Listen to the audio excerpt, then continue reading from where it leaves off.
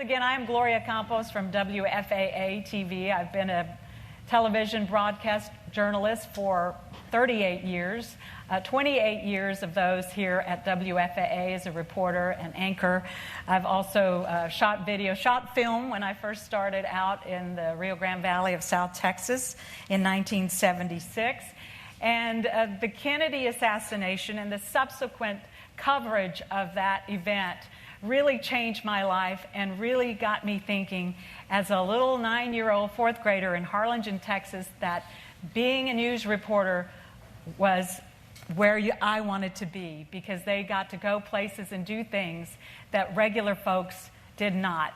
And the event that really exemplifies that is Oswald has been shot, which we saw live on television back in 1963 during those 4 days of trauma. And Fred here has a direct link to that iconic video. And of course, we've got Bob, who took that Pulitzer Prize-winning photograph. And then we've got Jim Lavelle, who was escorting Oswald, and Bob Huffaker,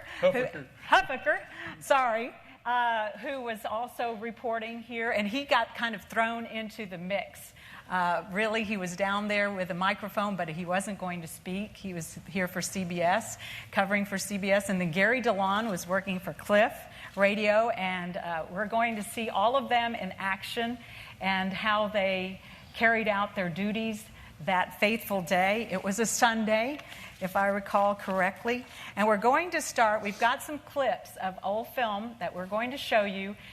And please pay close attention, because we're not going to rerun them.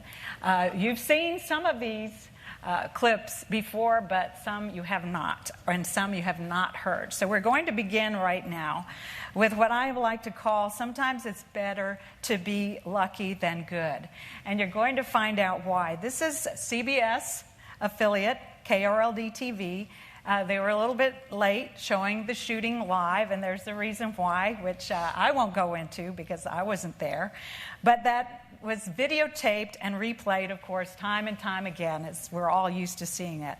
Our panelist is KRLD TV and radio reporter Bob Huffaker, and he narrates on camera, but as I said, he wasn't really supposed to, because he was there with Nelson Benton, who was actually outside in the van. And so you were the man on the spot with a microphone when, as we all know, Oswald was escorted out, getting ready to be transferred from the city jail to the county jail, escorted by the gentleman here to my right, to my left, Lieutenant Detective Jim Lavelle. And now let's take a look at that clip right now.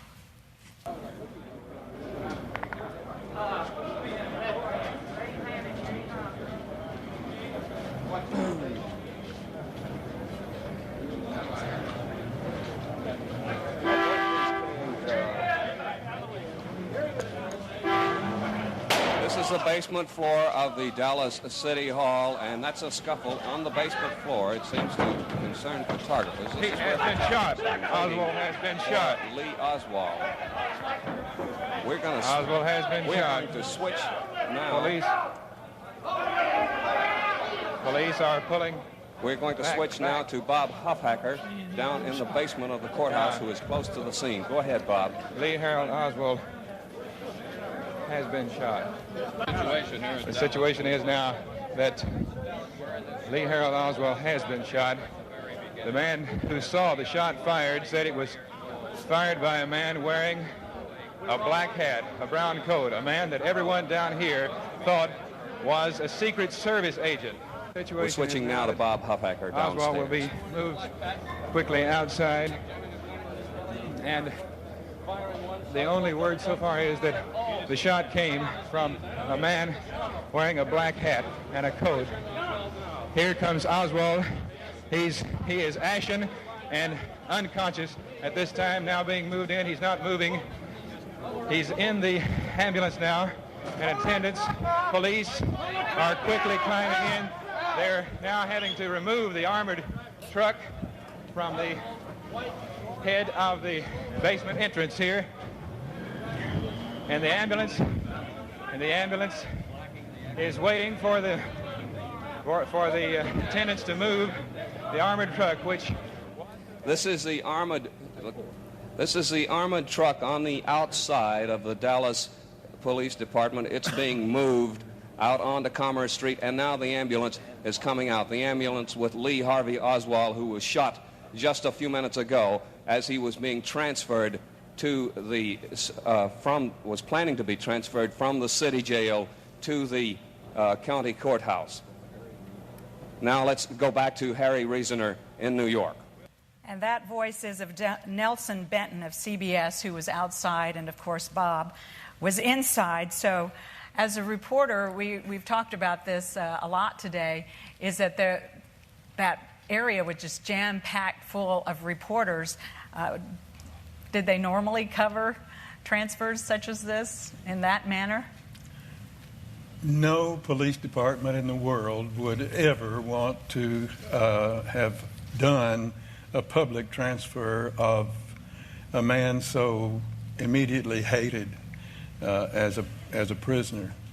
And Jim here tried his best to avoid it being public, and so did a number of other officers, Captain Fritz in particular. And that is partly the reason for the shifting of the plans at the last minute, when it was decided that the armored truck would be used as a decoy instead of the actual vehicle to transfer Oswald. That car was being backed into place to pick Oswald up at the moment the shot was fired. So I was watching the car back toward me, and the shot happened. Oswald crumpled, and Jim and Detective Graves, assisted by a handful of other officers, dragged both the shooter and the victim as quickly as possible into the jail office. And no, it was not anything ordinary. And Bob mentions this, you fought against them making a public transfer of Oswald. Tell us about that. Earlier that morning, Captain Fritz and I talked about it, and we didn't like the idea of transferring it in the armored motor vehicle, because we had many threats on Oswald's life all during the weekend, and that was one reason I handcuffed myself to him, because if they did try to take him away from us, as they threatened to do, all of these calls were anonymous. If they did try to take him, they'd have to take me too, and I wasn't going to go willingly. So that was the reason I was handcuffed to him. But earlier that morning, I don't know about my good friend down here. Somebody decided to get that armored motor vehicle and transfer him in that. My friend down here on next with the red tie, he got it out over the air before I knew about it. So I think he had somebody spying for him in there. But anyhow, he knew about the transfer. But what the anonymous people were saying was that they were going to turn that armored motor vehicle over and set it afire. And when I was informed of that, I told the captain, I said, well, I might feel a little heat sometime down the line, but I said, I don't want to start it today. And I didn't like it, and he didn't like it either. And just to add a little more to that, while the federal officer was talking to Oswald that morning before the transfer, he and I had went over to the White Plaza Hotel and had a cup of coffee and discussed ways we could get out of that, but we couldn't see any way of getting out of it. But when we got back to the city hall and walked up on the first floor to catch the elevator up to the third floor, when the elevator door opened, Chief Curry stepped out. Jesse Curry. Jess Curry stepped out, and so we backed up to the table. There wasn't nobody there on Sunday morning, but during the week they bring the prisoners from the jail down and take them to city court. we backed up there and discussed that, and again, I voiced my objection to the armored motor, and Captain Fritz did too. And I told Chief Curry, I said, Chief, you know that this elevator stops here on the first floor. I said, we could take him out here on the first floor and put him in a car on Main Street, then we can be down to the county jail before anybody knows we even left the building. And his exact words to me was, Lavelle, I have given my word that they can film the transfer, and I'm going to keep it because I don't want them to think that we mistreated him or abused him in any way, and the best way to prove that is to let them film the transfer. Well, I know where he was coming from on that, but I didn't like the idea much, and so, but he didn't. It's just in case. Well, he had more power than I did, so I couldn't change it. That's what happened. And the rest is truly history, as they like to say. And I think that's what's fantastic about having you all. That I like to say that reporters have a front row seat to history, and you all certainly have had the seat. Well, I wanted to compliment Bob here. It didn't take him a second to realize somebody had been shot. You know, he's And he wasn't supposed to go on the air, but he stepped in front of the camera. And by the way, you want to tell him why you called him Lee Harold? Yes. You noticed, of course, that I will go down in history to my sorrow as the man who called him Lee Harold Oswald. I had been, as it turned out, the only reporter who had actually gone to see the official police information officer, who was Captain Glenn King. And that was on Saturday following the assassination, and Glenn was not necessarily happy to have me around. And I went ahead and said, I need to check these facts with you. And I already had my notes, Lee Harvey Oswald. And so I said, okay, this is Lee Harvey Oswald, ex-Marine, 24, and he said, it's Lee Harold. And I said, now look, everybody else is saying Lee Harvey Oswald. Are you sure? He says, yes. I said, where did you get that? He said, I got it off the arrest record. So I thought, well, this is the official word.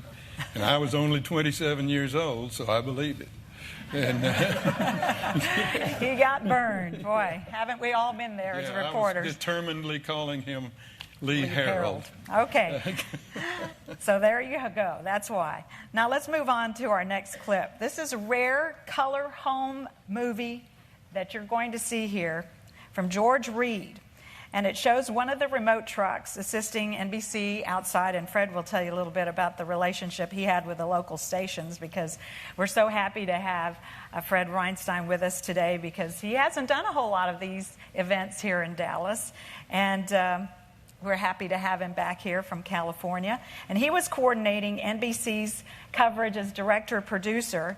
And so let's see, this is a very short little clip, and this was taken the day of the transfer, and you can see what kind of conditions, working conditions Fred had.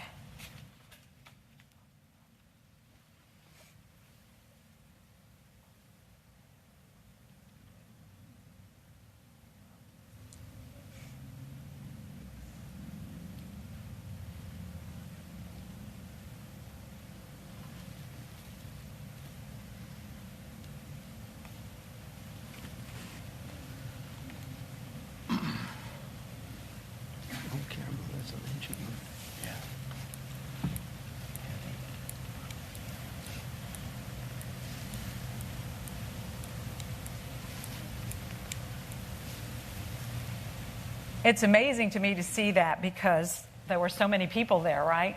On a Sunday morning to see this transferred. So obviously word spread quickly, Fred. Tell us about how you got here. You were in California, and you were about, 36 at the time. As we've already heard, you were 27, and the detective here was 43. So you're in California, and what happens? Tell us, Fred. Well, I had a day off and was in one of the least tasteful sport shirts and scuzzy pants, and was on my way to a lawyer's office, and I heard that President Kennedy had been shot, and I got to the lawyer's office, and I called the office and said, here's my telephone number if you need me. And about 5 minutes later, they said, you're on the noon plane to Dallas. Got on the noon plane to Dallas, flew here. Hadn't been here before. Our affiliate, WBAP, we had 2 affiliates in those days, and I can't remember the second one. WBAP was in Fort Worth. I went right to Fort Worth and found it was very chilly here. Should have had a coat. In Fort Worth, I said, where's the mobile unit? It should be at the jail. And they said, sorry, it's broke. So what do you mean it's broke? That the engine done blew up. And I said, well, we'll this is expurgated. We'll organize a tow truck to tow it over to put it in front of City Hall. We put it in front of City Hall, immediately established a link with AT&T and started televising out of there. At a point in the first day, the door of the WBAP mobile unit was open, and this chap in a dark suit sort of eased his way in, and nobody's paying a lot of attention to him, and he said, we were looking up on the third floor, wasn't it? Yeah. Jim, yeah. Up on the 3rd floor, and he said, I know all those people. You do? You want to meet them? You bet. I mean, we had a group of Fort Worth engineers and some guy out of California, and we were kind of strangers, and that was Jack Ruby. And Jack Ruby became our link with the 3rd floor because, as Jim said, he wasn't necessarily loved, but everybody knew him, and he knew everybody, and he was able to really facilitate our coverage.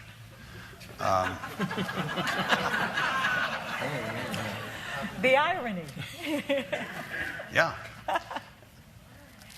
Quickly moving on the coverage, it was not a total secret to us that he was going to be moved on that morning.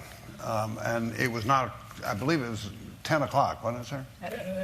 The chief said if you'll be here by 10 o'clock, you won't miss anything. So I figured that we would never get a chance to see this man live, not alive, live again, after he was moved from the city jail to the county jail. So we went out and procured Channel 11's mobile unit, which was distinguished because it had a videotape machine, 2-inch videotape machine. And that was a luxury that no mobile unit had in those days. 1963. And so, yep. So we fed from the city jail to the county jail, and because I felt that it would be really exciting to see this man walk in through those doors from the back, and that would be the last we'd see of him. And we'd have still pictures from then on.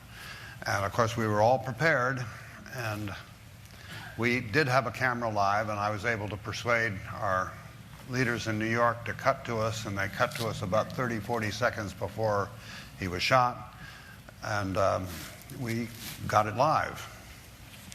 And that's why you all weren't on live, because right. The network hadn't cut over to you. From what I understand, Roger Mudd was being waxing poetically, and the network missed the opportunity to broadcast the shooting of Oswald live. But going back here briefly, Bob, before I forget, is when I was mentioning better be lucky than good, is that it sounds like you knew they were going to toss to you in the basement, but you could not hear Nelson Benton, and he couldn't hear you. And he was looking at that picture from a truck outside. You were inside there, weren't planning on being on the air, but you just come on and start talking. Well, let me compliment him there on one thing. You know, he was right for once. It was the last time anybody saw him walking. That's right. That's right. That is true. And that's, I'd rather be lucky than smart. Well, I'm not sure I was lucky, but we CBS was in control of what we were doing. And the folks in New York were running a series of CBS reporters, including Roger Mudd, and Harry Reasoner was at the anchor desk. We never called them anchors back then, not that heavy. We were ready to do the thing, but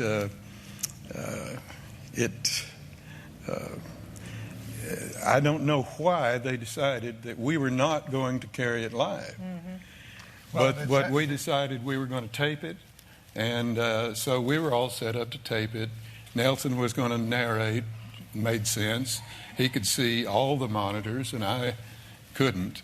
But after a while of being thrown bodily and then stepped on and jostled a bit. Jostled a heck of a lot in that crowd immediately after the shooting, I finally got back to my feet and managed to, or at least I had said Oswald has been shot.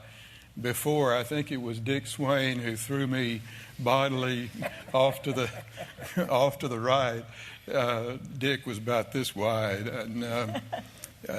and so I had finally decided it's such a mess down here. I know Nelson can't tell what's happening. What's going on? So here we go. All right. And so I started, and it sounded as though he tossed to you. He tossed it to me, but I came in. Right. Not knowing that he had finally done it. On the nose. Okay, so... Just quickly. Go ahead. Bob sounds very disconsolate that CBS didn't cut to him. I want to tell you, NBC had a similar mindset. They did not want to cut down here. Indeed. Well, I heard Tom Pettit hollered, give it to me. I want it. Is that the exact quote? I didn't hear that. But let's see the video. Okay, so that sets up perfectly this clip, the infamous clip that NBC was rolling live. Tom Pettit was the reporter who was there in the basement. It is the first murder ever shown live on American television, and as I mentioned, had a profound effect on me because you saw all those reporters. And by the way, all those reporters were men as far as you could see, right? I'm told there was one woman, Peggy Simpson of the Associated Press, but I don't think we see her in any of this shots. But the camera operator had to switch, the NBC camera operator, who was Homer Venso. He had to switch from a wide-angle lens to a close-up manually because they didn't have the kind of camera that Fred wanted there. In fact, they didn't have as many cameras as Fred wanted. So let's take a look at this iconic clip that everyone in this room knows. Let out by Captain Fritz. There is the prisoner. There is Lee Oswald. He's been shot. He's been shot. Lee Oswald has been shot. There's the man with a gun. It's absolute panic.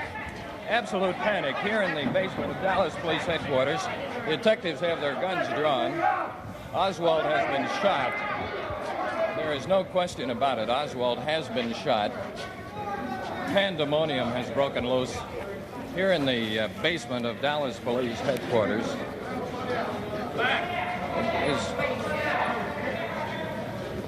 Now, whether the bullet literally hit Oswald or not, we are not absolutely positive. But there has been a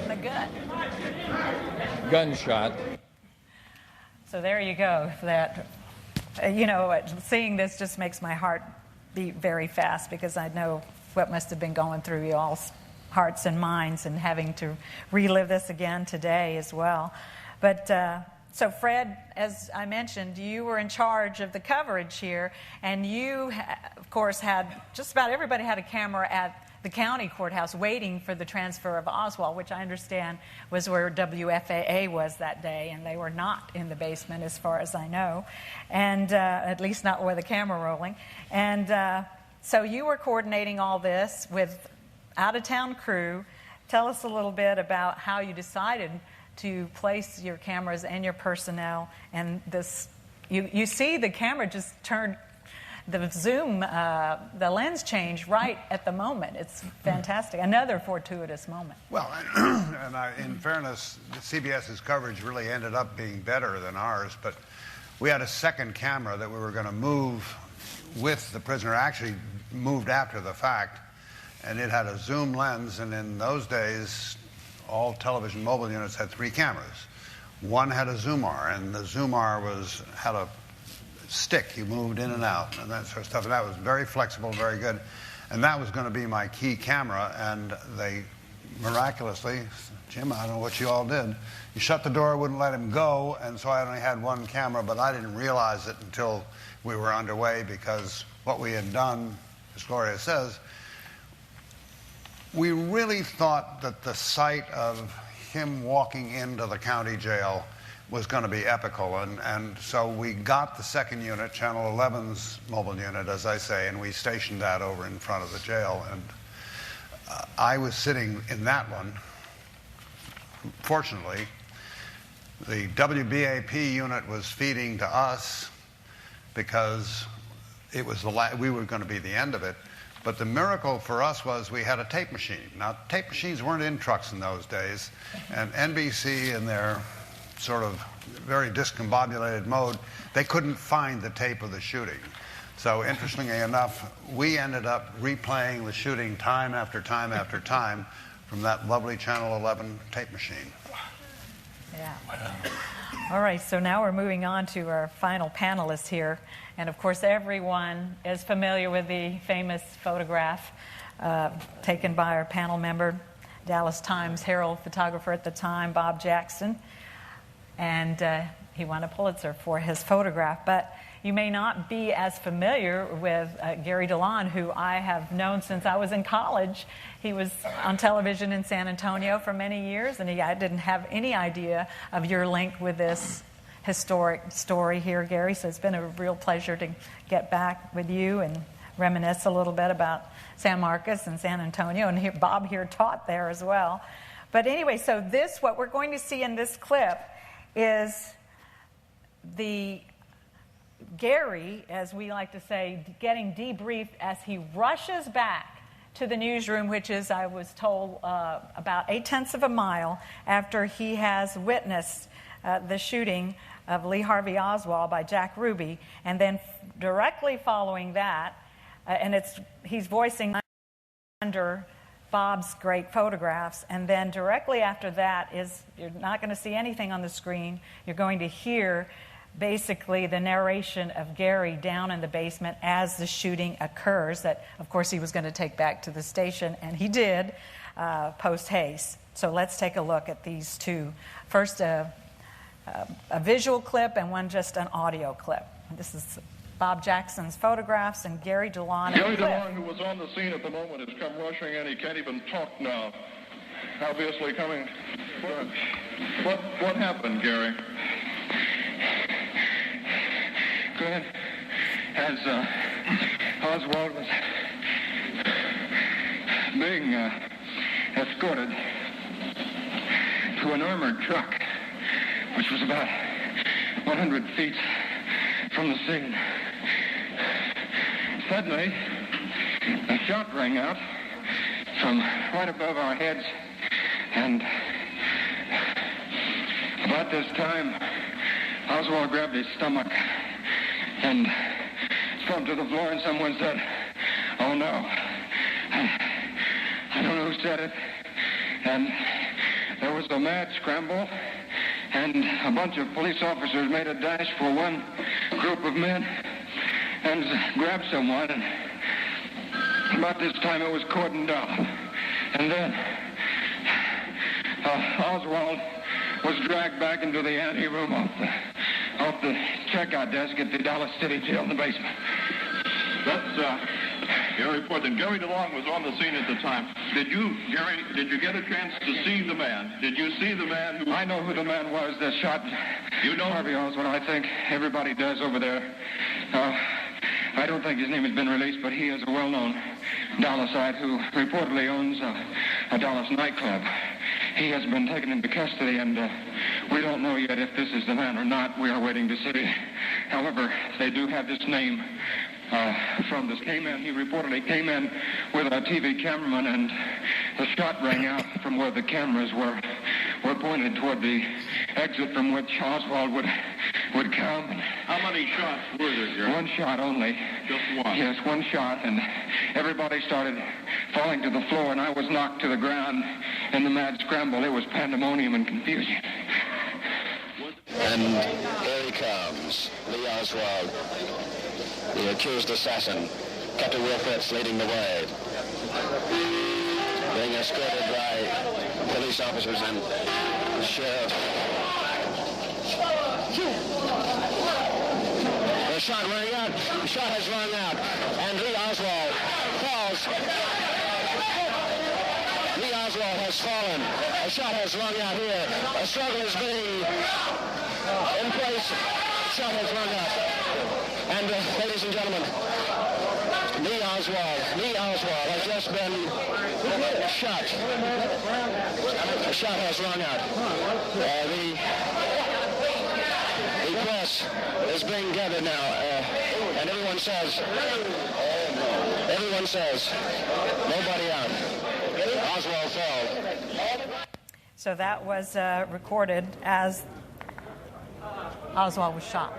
You had it on your tape recorder, and you ran back to the station. So that's why you were out of breath. Tell us a little bit about that. I wasn't a mile runner for the Olympics, that's for sure.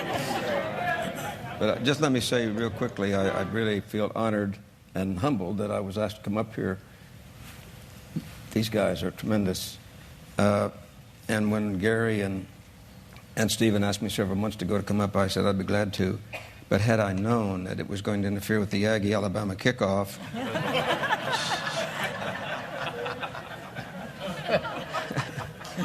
So you hightailed it, and that thing was bulky, right? Well, I the don't recorder, know. it was not no tiny little tape recorder. Well, it was, let me say this. Gordon McClendon was a great broadcaster, one of my heroes.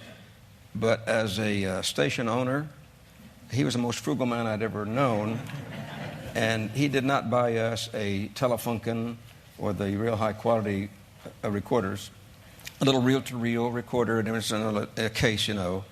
And so the quality wasn't what it would have been today. And don't forget, we didn't have any live satellite feeds in those days. Television was the only medium going live. And so I had to get that back. And the ironic part about that is that the station manager heard it, and he said the quality was so bad, he told the DJ, whomever it was that day, Ferris Book still knows all that, but he said, don't play that anymore. It's bad quality. Well, Gordon called and said, play that over and over like it's live. So wow. That's what happened. And the ironic part of that story is that I'd been up so many hours Thursday, Friday, and Saturday. The news director said, don't bother to go down there Sunday morning. It's, you know, it's going to be a routine transfer. Yeah. Well, I woke up, and I'd just been married 4 months, and my wife at that time thought she was going to divorce me, I think. But she said, I woke up at 1:30, and she said, where are you going? I said, I've got to go. She said, why? I said, I've been on this from the start, and I've got to finish it. And so I went down there, and had I not been there that day as a volunteer on my own time, KLIF would not have had that. So I felt highly compensated, even though it didn't show up in my paycheck. Right. Not at all. All right. Well, Bob, everybody knows your pictures, and we see you in these clips that you're the one down low getting, as they call the money standing shot. in front of the camera. Yeah, which they told you to sit down. Yeah. But tell us a little bit more. How long did it before?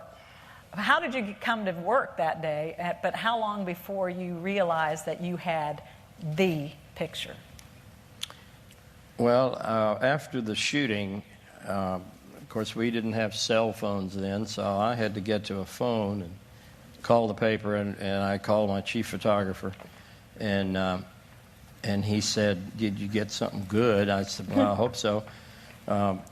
He said, well, UPI is frantic. They want your film, and they are willing to send a runner over to get it. And I said, no way would I give my film to a runner. I said, and my words were, he might get hit by a bus on the way back. And so I said, no, I'll wait here. The paper wanted to send another photographer from the paper over to relieve me, so I had to wait there, and it was almost 2 o'clock. Of course, the shooting was 11:21 or so. Mm-hmm. So it was almost 2 o'clock before I got back to the paper and ran my film. And, of course, everybody was anxious to know what I got, because Jack Beer's picture, which was shot a fraction of a second before mine, was already on the wire machine. Everybody was looking at it. And they said, do you have anything as good as this? And I said, I'll let you know when I run my film. And so I went and ran my film, and I remember looking at the wet film, you know, up to the light, and it looked good, and I let out a yell. And then our chief photographer and I went and made a wet print real quick and carried it out to the newsroom. And then we realized we had beat the Dallas News, which was our #1 goal in those days. You know. Some things never change. Right. And the competition in this business. That's right. So right now I'd ask you to hold up your cards and quietly so someone can come pass them down. You want them down this way? And I'm going to continue asking questions, but this way we've already got your cards and they can go through them. Gloria, could I go ahead, Fred? Interject one thing, because we've all just heard this. I'm not a reporter. I used to have to deal with them. But thanks a lot, Fred. But think about the tone of these 3 articulate reporters you've heard. People who made their living commenting on things, being prescient, being wise, being reflective. They're so totally surprised in this atmosphere. Tom Pettit was one of the more lucid reporters I ever worked with. All he said was, he's been shot. He's been shot. He's been shot. He's been shot. Right. The whole sense of shock and surprise is part of the ambience that's awfully hard to convey. Right. That's the name of the program. Oswald has been shot. And so we continue now. This is, as we've mentioned, you all are kind of reminiscing amongst yourselves today, and it's been wonderful to watch. It's interesting to note that Fred comes in out of town and immediately meets Jack Ruby. But he was known to all of you all. So do you want to share, Fred, go ahead and share your story. You've got to tell him about Chicken Delight, will you? Well, I mean, again, I ask you to remember that, I don't know, here we are, a bunch of engineers from Fort Worth, which is, I gather, in the same state, and L.A., which is certainly not, and we don't know anybody, and to find this resource was something, well, Ruby was not above enjoying his celebrity and that sort of stuff, and he felt he could occupy the producer's seat, and he did, and in the evening, we stayed there a long time. We sent out to get some Chicken Delight dinners, and of course, we were a little parsimonious, so we had one for everybody, and he'd been there and he left, and suddenly we were missing a Chicken Delight dinner, and some gun got our dinner. Walked off with a chicken dinner there. Now, reading your oral histories, and if you haven't done that, please do. The stories are tremendous. And Gary, you mentioned that you weren't really, you knew Jack Ruby, and you mentioned he was a little man trying to be a big man. Tell us a little bit about him being like a hanger-on. He was a wannabe. Obviously, he meets Fred right away. First off, they admitted their age. Bob said he was 27 at the time, and JR was 43. I was 18 at the time. Yeah. 30, I think. Well, first off, to give you a little background scenario, and Ferris Rookstool helped me with the research on this because I forget names sometimes, but I lived in a beautiful apartment over on Live Oak, and around the pool every day I'd see this gorgeous, gorgeous girl. And she asked me my name, and I asked her. She knew I was at KLIF, and her name was Penny Dollar. That was stage name. Penny Dollar. Penny Dollar. And she could give you a lot of change.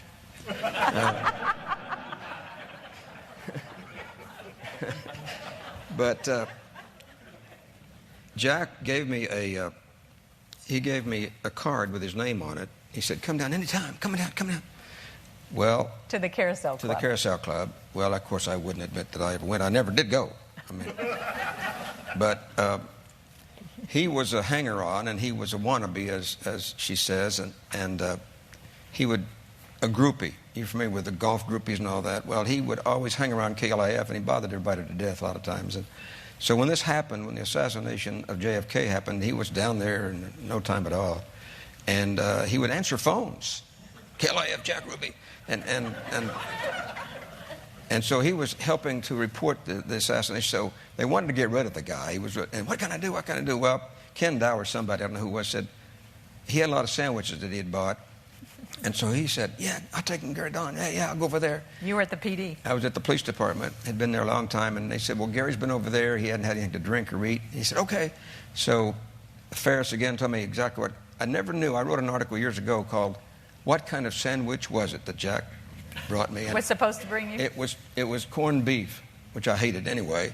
But he brought those to the police department in a sack, and he kept asking around in the lineup room where they'd taken Oswald. This was when you saw the famous shot like this, the Marxist sign of revolution. And he had the black eye where he'd been arrested at the Texas Theater. But he kept saying, "Where's Gary? Anybody seen Gary Lalonde? Anybody?" Well, by that time, Oswald. And so this is when his little insignificant mind, as he wanted to be a martyr and wannabe and star, he saw this guy up there that had been accused of killing President Kennedy. He said, "I'm going to get that SOB." And he wanted to avenge. And that's what he told Pat Dean and some other officers. He wanted to avenge Jackie Kennedy. And that's how. And then no one knew this until months later during the Jack Ruby appeal, when Phil Burleson was one of the attorneys, and he asked me to bring a tape that I'd made with Jack when he was racing to they'd taken him to the courtroom. And as I stand up to testify, he yells across the room, says, "Gary, where were you that night? I was looking for you." And so that's the first time that anybody had known that he was looking for me at the PD that night. Wow. And Jim? Let me tell you about them sandwiches. Yes? Did the cops wind up with them? No, they brought them to us. And somebody up there thought they were doing a good deal, and they refused them. So they took them over to him. That's how he got the sandwich. I didn't get one. No sandwich for Jim. I didn't get one, no. Was Jack Ruby a police groupie? Did he hang around at PD? Yeah, he wanted to be. There's something that I might inject here that might be of little interest. I transferred Jack Ruby the next day, but I didn't handcuff myself to him. And neither did I tell the media I was going to go taking him either. Right. So when bringing him down, he wanted to wear my hat, my coat, and everything. He was afraid somebody was going to shoot him. And so I told him, I said, "Well, you don't have anything to worry about. You're not worth killing anyhow." So, but I asked him why he shot Oswald. And he said, "Well, I just wanted to be a hero." And he says, "Looks like I've messed things up good." And I said, "Well, you can certainly say that again." But the backside of that is, I happen to think about 13 years earlier, he had a Western dance hall down on South Irvy, and I was in uniform at the time, and we used to go into those joints like that around 10 o'clock, 10:30, and if there's anybody in there looked like they was getting a little too much to drink and so forth, we'd walk through the crowd and touch them on the shoulder and say, "Partner, don't you think you've had enough to drink?" And they'd look up and say, "Yeah, officer, I think you're right. I believe I'll go home." And they'd get up and leave, and we didn't have the fighting, shootings, and stabbings then when they closed at midnight, which they had to then, as they do today. And but the way we worked that was the two of us went in, and one of us would stand there at the end of the counter and talk to Jack, because he would sit at the end of the counter running the cash register. He sat on a high stool, and he had 2 45s on his side. And then my partner would circle the crowd. And if he run into any trouble, he'd just hold his hand up, and I'd go to him. Or if it was the other way around, he was there. But one time while I was standing there talking to Jack, he made this statement. And I didn't think about it when he told me that he wanted to be a hero when I transferred him, till a few days later. But he told me while I was standing there talking to him, he said, "You know, I always want to see 2 police officers in a death struggle with a fight, and I could jump in there and save them and be a hero." And so then it dawned on me what he had told me 13 years earlier, and it fit together. That's exactly what he wanted to do. He wanted to be a hero. Wow. He wanted to be somebody. Let me just add this. There was a different side that everybody knew. Jack was kind of a sleazy guy, and he'd been run out of Chicago, so the story was, because he was in a punch board operation in Chicago, and supposedly somebody in the mob didn't like him. But anyway, my wife was 24 years old. She was the emergency supervisor at St. Paul Hospital, and Jack often, especially after a late night, like Saturday night or whatever, after the club had closed, he'd bring his girls in for the necessary inoculations or whatever. And he said one night one came in, beautiful girl, said she'd been hit in the mouth with a beer bottle or something, so they had to stitch her up. And she said, Jack, though, was always so concerned about his girls, very nice, said, Miss Taylor, can I be a... So one night he brought in his bouncer. He accompanied the O'Neill ambulance, I think, and he'd been stabbed in the stomach with a bed spring. Don't ask me how, I don't know. But he was a bed spring. Bed spring.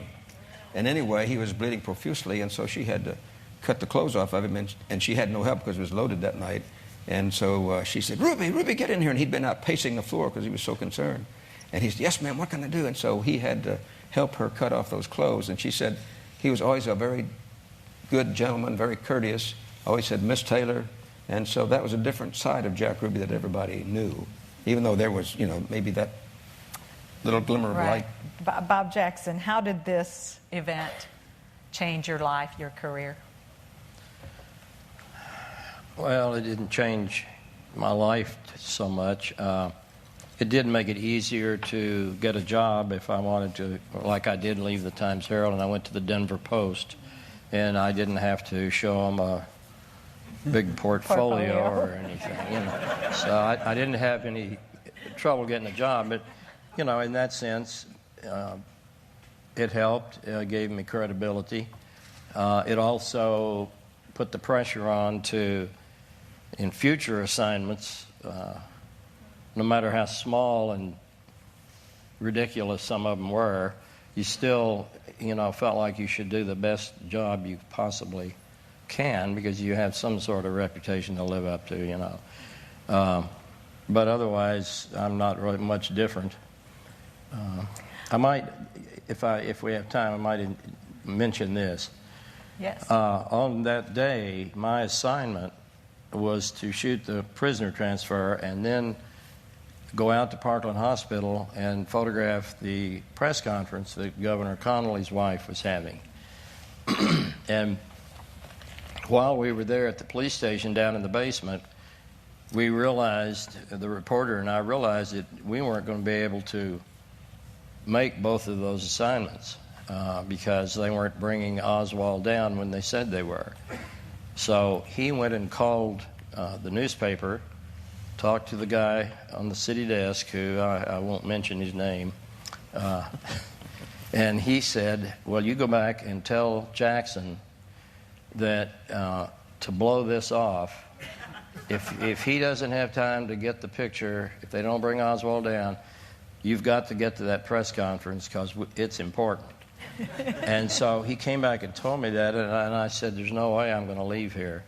And I knew my boss would back me up on this. And so I said, you go back in there and tell him we're not going to leave. They're going to have to send some other photographer. So he did that, and he came back and said, well, they told him that you guys are off the hook because we're going to send Willie Allen, who just happened to drop into the paper.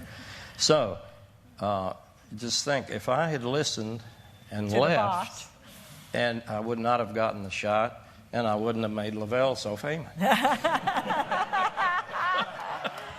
While we're on here, let's try to keep our answers a little shorter because now we've got questions from our audience here. And right on, Bob, while you're talking about this photograph, obviously, two real quick questions.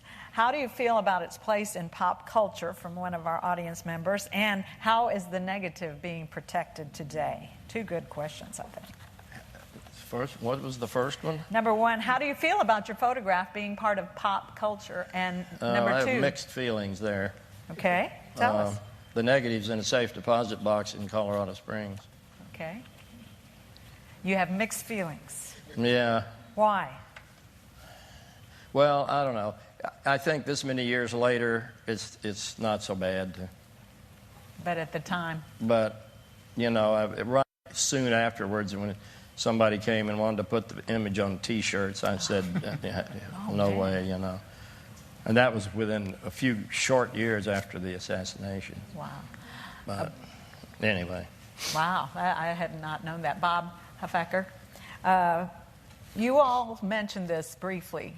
you all knew that he was going to be transferred. So how concerned were you that something like this was going to happen? I'm struck by the comments in your oral histories. In all honesty, we were concerned. The first day that I had spent I had been at Parkland Hospital on the Friday until the hearse left. But my assignment the next day and from then on was the police beat, because that was usually mine anyway. And so I was assigned to go down there. And what was that question again? Well, you all kind of feared this when it happened, right? Yes. I started to mention, as a matter of fact, that the Saturday before Oswald was shot, Nelson Benton and I, he was the CBS correspondent. I was the local KRLD guy, so I pretty much deferred to Nelson. We were sitting on the third floor, on the floor, with our backs up against the wall, watching those elevator doors open up and people disgorge from the elevator. And I said, nobody's checking IDs right now. What if somebody just stepped out of one of those elevators and started raking us with a Tommy gun? And we looked at each other, and without another word, we got up and moved. And from that time on, we were keenly aware, because of all of the crazy calls that Jim has mentioned, and the same kind of thing was going on at the switchboard of every media outlet in town. We were aware that we were at the epicenter of a really dangerous situation. Fred, we mentioned this being broadcast live, the shooting of Oswald. Do you think this event led to television tape delay, or that it occurred to someone that maybe it wasn't such a good idea to be on live without some kind of delay? Or did that come much later? No, I really think that it enhanced the whole live coverage. I think people saw the value in it, perhaps? Oh, yeah. Yeah, and yes, I really do. I think that it was such a shock, and it was such a revelation that, that much more live coverage. Right, and television news, I think, in my humble opinion, came of age at this moment, this 4 days of history that unraveled in front of our eyes. Jim, Daniel wants to know, do you know or have you seen evidence that Oswald and Ruby knew each other? I can't count how many hours or weeks or months that I spent trying to make a connection on that, and I was never able to make any connection whatsoever. And Ruby denied it all the time, and of course he took a polygraph test, and that was one of the questions that was asked about that, and he passed it according to the examiner. I didn't see I haven't seen the test, but so after many hours of work on it, I am convinced that they did not know each other. Well, the first place is Ruby ran a club, a strip club, and if Oswald had any redeeming qualities at all, he didn't drink and he didn't hang around clubs. So the two just didn't match. Interesting. This, I guess, to all of you all, briefly, and we'll start our way this way. Bob Jackson, could something like this happen again? Could something like this happen? I think so. Of course, now they would move him in secret. I mean, but it could happen depending on the situation, the circumstances. But we don't have access. The media, I mean, the photographers, they don't have the access that we had then to a lot of these type events. I mean, they would never. This scenario would never happen again. Gary? Captain Fritz told me one time, we talked about this very subject, and he said, any time that a person is intent enough to kill somebody, you can't stop him. Sooner or later, it can happen, and it could any time today, as we've seen many times in the news. I just want to say two quick things. There are two photographs that are probably the most memorable of any event in history. One is the Joe Rosenthal Iwo Jima picture, and the other is Bob Jackson's shooting of Oswald. And this is a little inside thing that he may not want me to mention, but I'm going to do it anyway. J.R. Lavelle has made probably 2,500 appearances, interviews, whatever, since 1963. The man has never asked for any money at any one time. Today, he could be a millionaire if he had taken advantage of that, and I want to say thank you, Jim.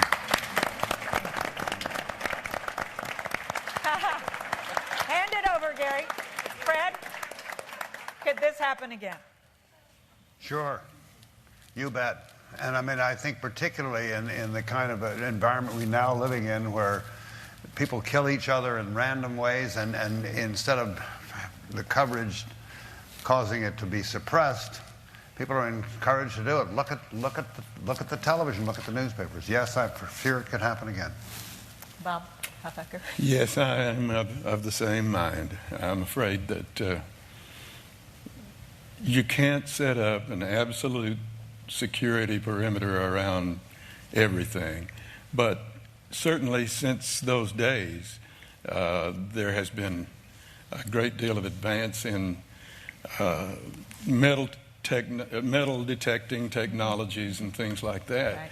And also a great increase in security in normal, everyday offices like television stations and newspapers. Yeah, well. Yes. Well, sometimes.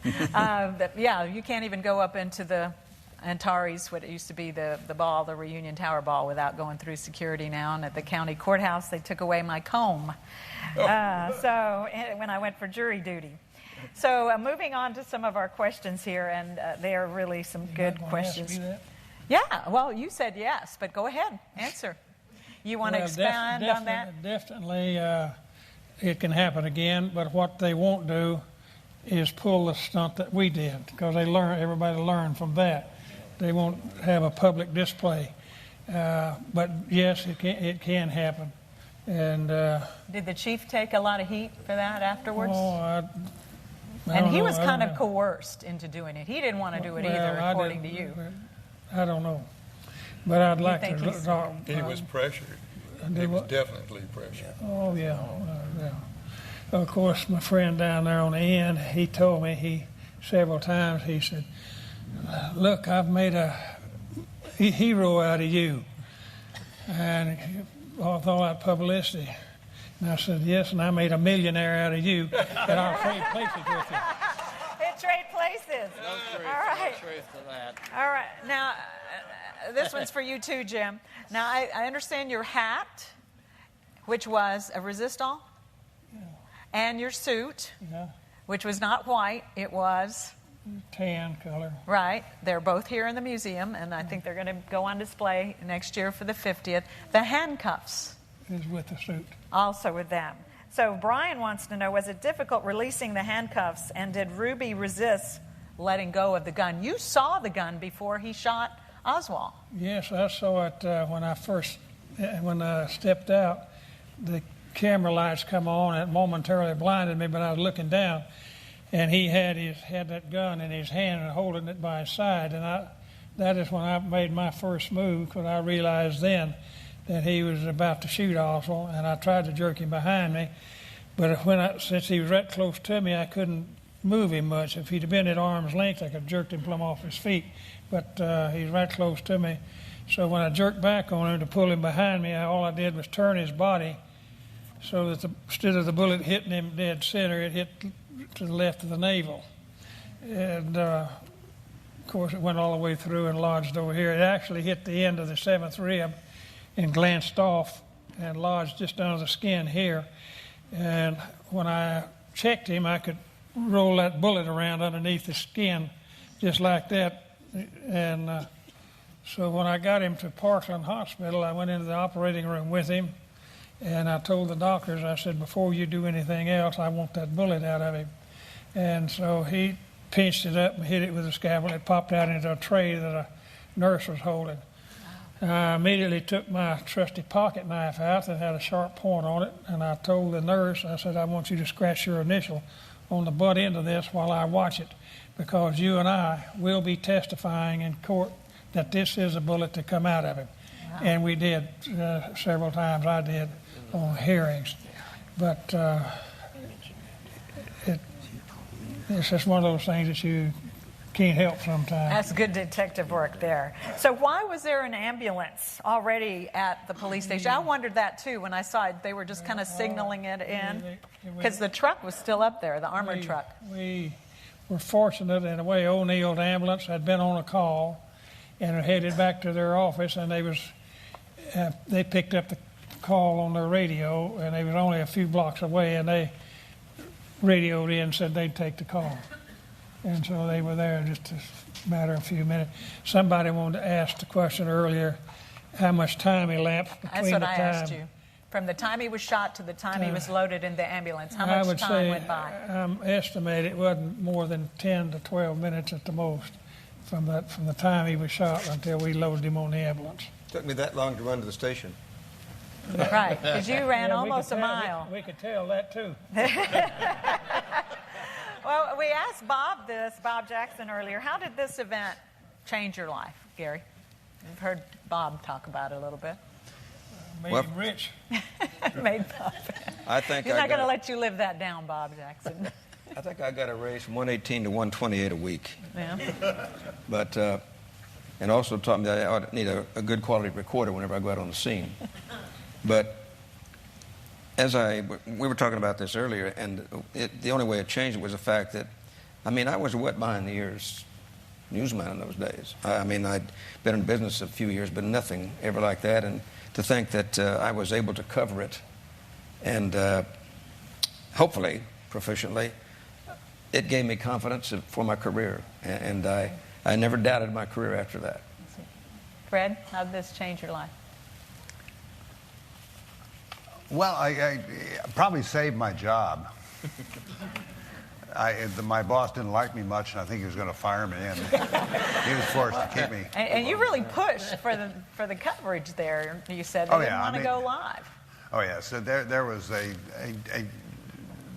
president of the network was sitting next to my boss in New York, and he said, "We're going to stay there. We're about to go into the rotunda, and we're not going to cut here." And I made some aspersions about my boss's manhood and whatever, and he did. I just want to say one thing. Here I was from out of town, and here we are 49 years later. Jim, I'm awfully sorry I didn't get to meet you then. I'd have felt different. I wish you'd been directing for CBS, too. That's a good one. Bob, how's this change your life? You've had quite a varied life, too. He was teaching in San Marcos, too, and, television newsman. Well, yeah. It was a lot of fun. It was... your career. My career, such as it was varied. I ended up... this assassination finally drove me to want to do something more productive in life. So I decided I'd become a teacher.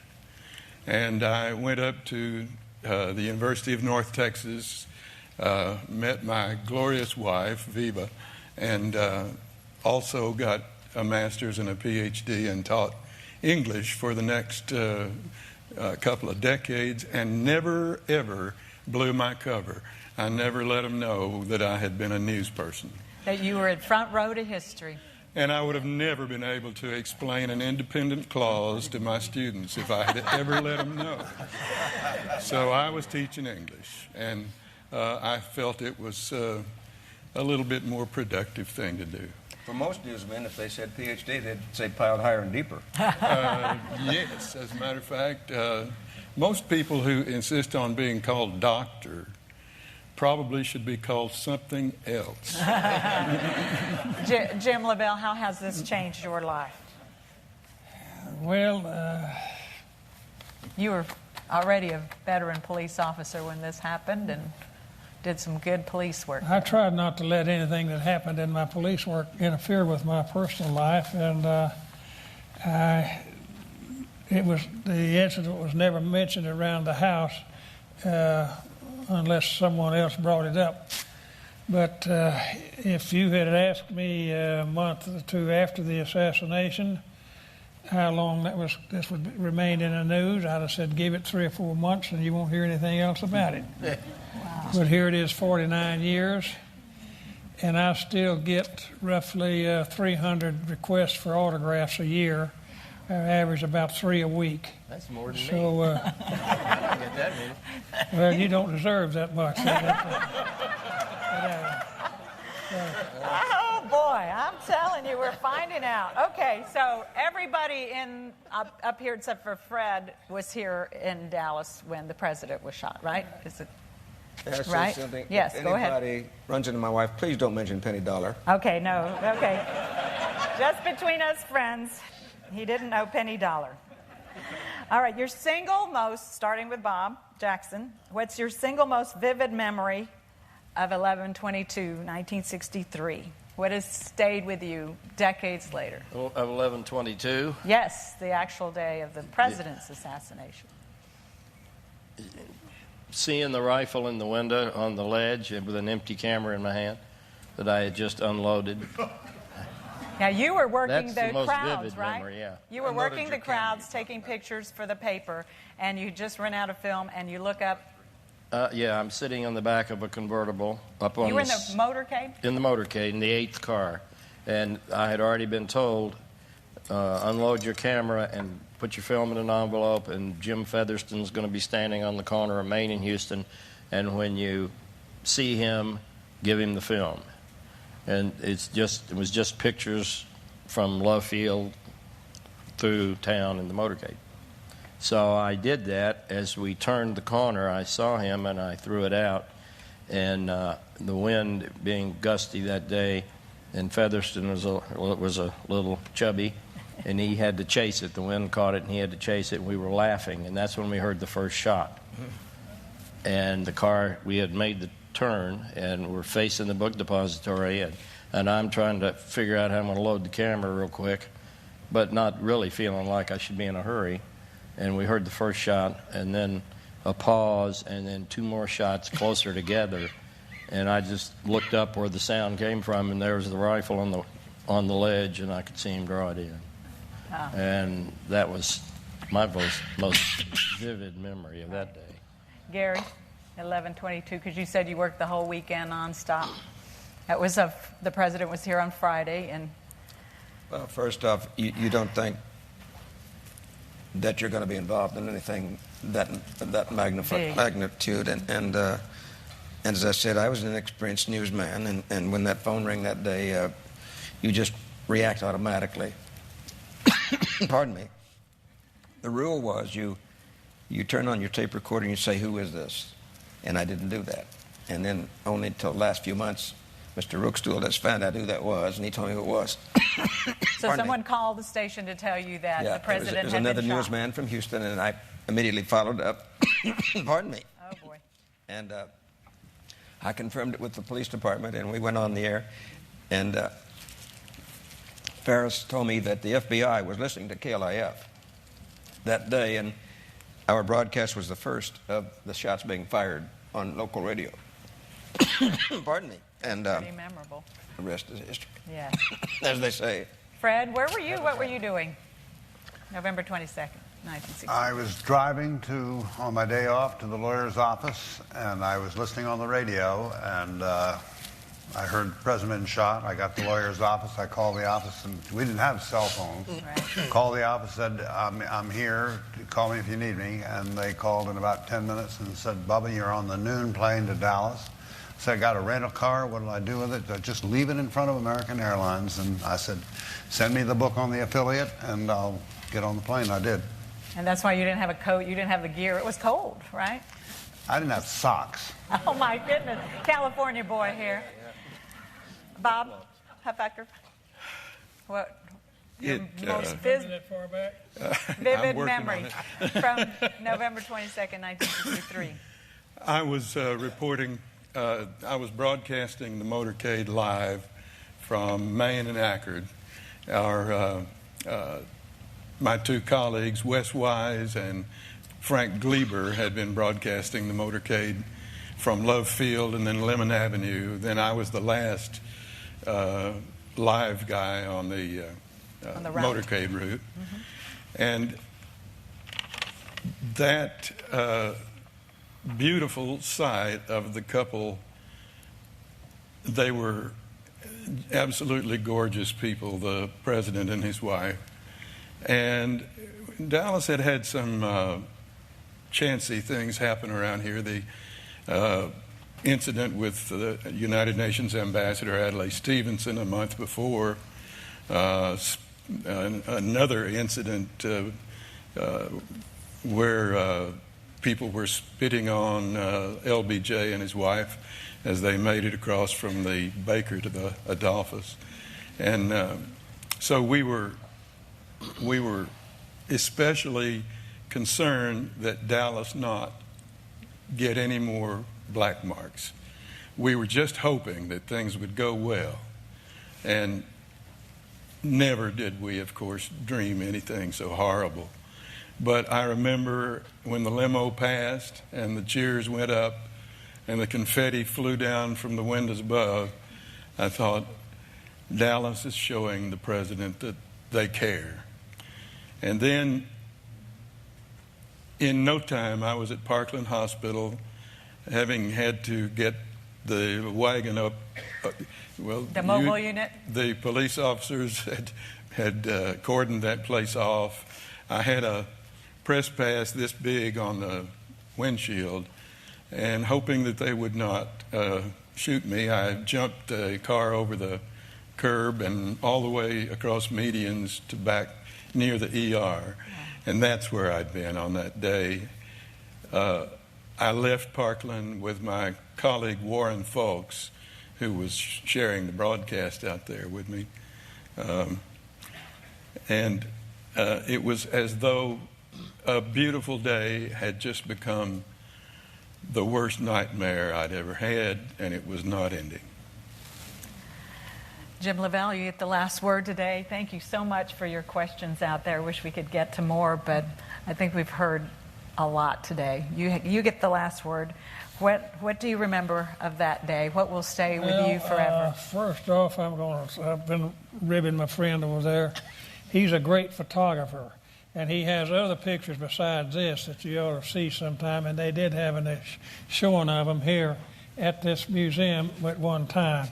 And if you could just see some of the other works that he's done, you realize what a great photographer he really is. All right, back to that particular day.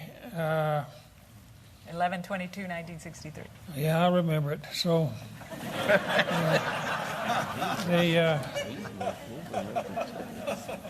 all of the officers in my bureau were given assignments that day, and we had two of them riding in the motorcade. But my partner was on vacation, so Captain Fritz told me, he said, "Why don't you just stick around the office and take care of anything that comes in?"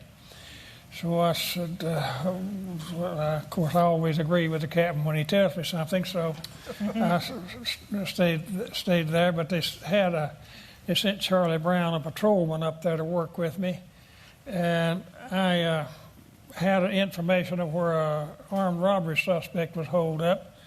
And I told Charlie, I said, let's go see if my information is any good.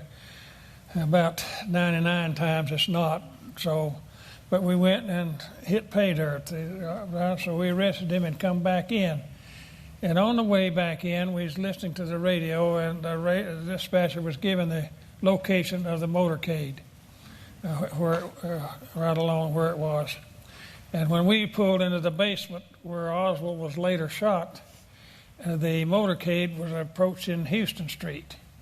And so the assassination of the president happened after we turned the motor off and started walking through the basement, caught the elevator to the third floor. When I walked in the third floor office, Lieutenant Wells told me, said, "Well, they shot the president." I said, "Oh, yeah, I know they did," because I had just been listening to it. And and I thought he was pulling my leg, but he had the SWAT box on, as we call it, from the dispatcher's office, and it didn't take but just a second or two to figure out he was telling the truth. So he told me, he said, you put that prisoner up and get down there and find out what's going on and call me. Because back those days we didn't have the walkie-talkies and the cell phones and all of this kind of stuff that people now, I see these officers walk out of here and they got phones and wires running out of every orifice of the body. So we didn't have that kind of stuff, and so if I was out in the field and had to call my office, I had to find a payphone and call in. So Charlie and I got in the car and headed down there. We couldn't get all the way down to this 6th floor because the officers had blocked Elm off, and we liked about a block and a half or so getting here, and we got out and walked the rest of the way down to this building. And when we got here, there's an inspector of police on the front steps, and I asked him, I said, have you got the building covered off front and back so nobody can get in and out? He said, yes, it's covered off. And he said, your officers, talking about the homicide officers, said they're upstairs searching now. But he said, there's a lot of people come over here and told me they saw this or that and the other. But he said, I didn't know what to do with them, so I sent them over to the sheriff's office. Well, knowing how witnesses have a habit of changing their stories, later on I thought that, and if Captain M was up here searching, they could do a good job without me. Charlie Brown came on up. So I went over to the sheriff's office, and Alan Sweat, the chief deputy over there, he had about 15 or 18 people in this meeting room, and he was wringing his hands like this. And he said, I got all of your witnesses here. What do you want me to do with them? So I told Alan, I said, well, I need statements from every one of them, and I don't have anybody right now to take them. Can you call some of your people in to take them? And he said, oh, yeah. So he got on the phone and called his dispatcher, starting to raise up his deputies out there and try to get them in to take statements. But about that time, there were 6 burglary and theft detectives walked into the room. And Red Edwards, who was a senior officer in the group, he said, Jim, we were sent down here to help you. What do you need? And I said, you're just exactly what I need. I said, all of these people here saw something or heard something. I said, scatter out that desk and take down what they have to say and have them sign it and put their name, address, and phone number on it. And I said, I'll go run back over here to this building and check and see what's happening, and then I'll come back and give you a hand. Well, as I started out the door, the sheriff's squad box was running on, and he said a Dallas police officer had been shot in Oak Cliff. Well, I picked up the phone sitting right by there, and I called Lieutenant Weld, and I said, who's covering that officer shooting? And he said, I don't have anybody to cover it. I said, all right, I'll take it. So I knew my car was hemmed in. I couldn't get it out. So I asked Red, because he's kind of a boisterous individual. I said, where's your car? And I knew he'd have one. He said, right in the middle of Houston Street. I said, well, let me have your keys. I got an officer down, and I need to go. So I took his keys, and he said it right. He left it sitting right in the middle of Houston Street. Wow. So I took it and went to the scene of the officer shooting. I talked to a couple of the witnesses, and the crime lab man showed up and asked me what pictures I wanted. I told him, I said, I want shots of all 4 sides of the car and some other shot there. And I said, you can take anything else that you think might be of interest. And at that time, of course, they were having calls coming in of a suspect here and there and what have you. So also the officer that answered the call on the tippet, he had some empty hulls that came out of the .38 revolver, juggling them like dice in his hand. And he told me what they had, because the two sisters, Davis sisters, lived in the apartment right in front, and they saw Oswald empty those shells out of his gun as he run across the yard in front of them. Well, I asked him, I said, how many people handle these bullets here, these shells? Well, everybody has. I looked at them. I said, well, I guess that shoots the fingerprints off of them. But I said, we got one salvation. I said, if we ever come up with a pistol, we can have evidence. A tie? Oh, the center fire, the powder? Firing pin. The firing pin mark, that will be in there. Excuse me, I just turned 40 the other day, and I'm trying to I lost that. Yeah. Get the firing pin deal, and which we did end up with a pistol, and we did I did have those firing pin marks checked, and they did pan out to his gun. But so the most vivid memory is that you also had to investigate the murder of a Dallas police officer, one of your own. Well, his murder was assigned to me, because if you enter a call on a shooting, well, you get that assigned to you. So he was assigned to me, and that made Oswald my prisoner when we brought him in. Now, a lot of people have asked why I was handcuffed to him. Well, he was my prisoner, and that was the reason that I was handcuffed to him. And Wow. Well, ladies and gentlemen, I know we could be here all day because these men are walking history books. We want to thank our panel members again, Bob Jackson, who at the time was working for the Dallas Times-Herald and shot that Pulitzer Prize-winning photograph. Veteran newsman Gary DeLon, who was working for Cliff and still does broadcasting, some high school football, he says. Fred Reinstein, who joined us all the way from California, back to Texas, working for NBC. He is wearing socks today, Jim just pointed out. Bob Huffaker, who is now living in Colorado, right? No, that's Bob. No, that's Bob Jackson. You're in Denton. That's right. Pardon me. And I pronounce it Huffaker. Huffaker. Okay. It was my father who decided it should be. Yeah, that's right. Okay, well, my apologies to your family. Thank you for being here. And, of course, he's a jewel, our Jim Lavelle, detective, Dallas PD, who, of course, will live forever in that photograph, as Bob mentioned, made Jim Lavelle famous, not rich, but you have enriched our lives today with your knowledge and for